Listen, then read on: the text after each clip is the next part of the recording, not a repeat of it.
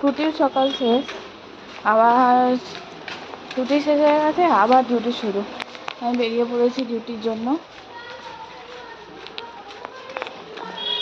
দেখা যাক, আবার কাজ আর বাড়ি, কাজ আর বাড়ি, ব্যাস। আবার কি, একদিন ছুটিটা মনে হয় কম কম বলে মনে হয়।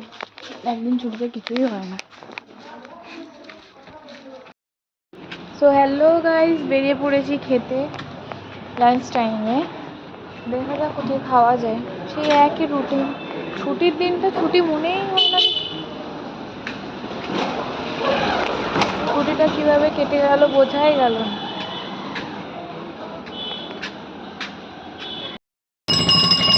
ছুটির আগের দিন খুব আনন্দ হয় যে তারপরের দিন ছুটি আছে, অফ আছে, মানে খুশিতে। কিন্তু তার পরের দিন যে আবার ডিউটি জয়েন করতে হবে, সেটা একটু কষ্টদায়ক। কিন্তু কিছু করার নেই, ডিউটি, কাজ করতে তো হবে। কাজ ছাড়া মানুষ নেই, কাজ না করলে খাবো কি? তাই তো সবাইকেই কাজ করতে হচ্ছে, ছেলেই হোক আর মেয়ে।